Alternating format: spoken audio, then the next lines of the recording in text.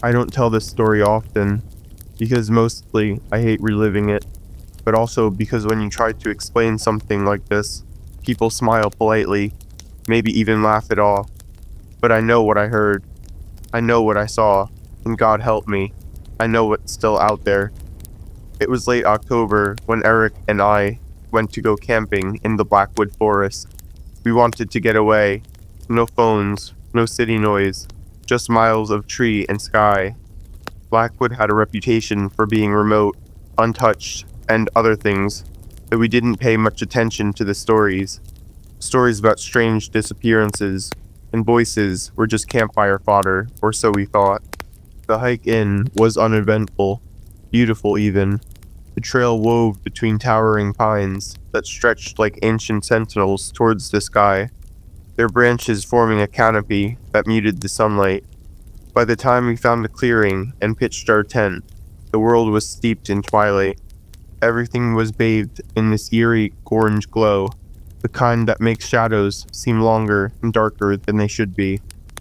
We built a fire, drank a couple of beers, talked about nothing important. It was quiet, too quiet.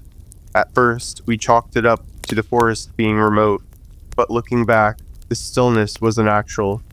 No rustling leaves, no distant owl calls, just the crackle of the fire and our own voices. As night fell, the silence seemed to thicken, pressing in around us. It was the kind of quiet that makes you hyper-aware of every sound, your breathing, the occasional pop of a log in the fire. When we crawled into the tent, I remember saying something like, "At least it's peaceful," but Eric didn't respond. He just stared into the trees, his face pale as snow. I should have asked him what he saw. I woke up hours later to the sound of footsteps. At first, I thought it was Eric moving around. Then I realized the steps were outside the tent, slow, deliberate, crunching through the dead leaves. They circled us, pausing every so often before resuming their measured pace. I lay there, my pulse pounding in my ears, trying to convince myself it was just an animal, a deer, maybe a fox. But then the steps stopped, and something spoke. Jonathan. Eric. It wasn't loud, but the voice carried, slipping through the tent walls like smoke. It was soft, the way you might call to a child who is lost. I froze, my mouth went dry, and for a second I convinced myself I'd imagined it. But then Eric whispered, "You heard that, right?" I nodded, though he couldn't see me in the dark. The voice came again, closer this time. "Come out and play." There was a little quality to the words, like it was enjoying itself. I wanted to move, to grab a flashlight, to do something, but my body wouldn't obey. My skin prickled, every instinct screaming that whatever was out there wasn't human. Then the scratching started. It was faint at first, a soft drag of nails against fabric. It started low, near the base of the tent, then traveled upward, slow and deliberate. The sound was maddening, like whoever or whatever it was wanted us to know it was there. Eric grabbed the flashlight, his hand trembling so bad the beam wobbled across the tent walls. "We've got to go," he whispered, his voice shaking. "No," I hissed back. "We don't know what's out there." He didn't answer. He just unzipped the tent in one frantic motion, and before I could stop him, he was gone, the flashlight bouncing as he bolted into the darkness. For a second, I was paralyzed, caught between the safety of the tent and the terror of what lay outside. But then something slammed into the tent, hard enough to knock me sideways. The walls caved inward, and I scrambled out, my breath hitching as I hit the cold night air. The forest was a maze of shadows. The moon barely pierced the canopy, and the trees looked wrong.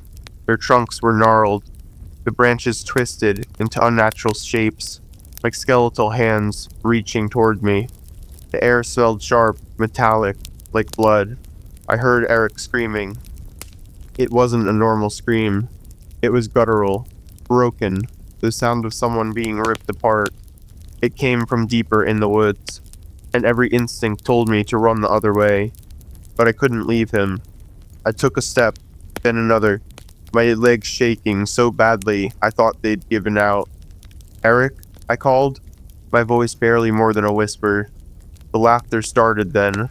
It was faint at first, a low chuckle that seemed to come from everywhere, but it grew louder, more distorted, until it was a chorus of voices, overlapping and echoing. Some were high-pitched and manic, others low and guttural, like growls. I turned, and that's when I saw it. At first, it was just a shape in the darkness, a pale smudge against the black, but as it stepped into the moonlight, I felt my stomach drop. Its limbs were too long, the skin stretched tight over jagged bones. Its face was wrong. The eyes were hollow pits, and its mouth was an impossible grin, the teeth jagged and uneven. It tilted its head, watching me. Then it spoke. "Jonathan," it whispered, and the sound was like needles sliding into my brain. "Don't you want to see your friend?" I didn't think, I just ran. The forest seemed to shift around me, the trees bending and twisting, the roots clawing at my feet. The laughter followed, growing louder, closer, until it was in my ears, in my head. I didn't look back, not even when I heard the heavy crunch of footsteps right behind me. When I burst onto the trail and saw my car, I nearly sobbed. I threw myself inside, locking the doors and jamming the key into the ignition. The engine roared to life, and I floored it, gravel spraying as I sped down the dirt road. But as I glanced in the rearview mirror, I saw it, standing at the edge of the forest, its head tilted, its grin stretched impossibly wide, and as the car disappeared into the distance, I swear I saw it wave. They never found Eric. The search team said there was no sign of him, no sign of us ever being there, but sometimes, late at night, when the world is quiet, I hear it again, soft and teasing, just outside my window.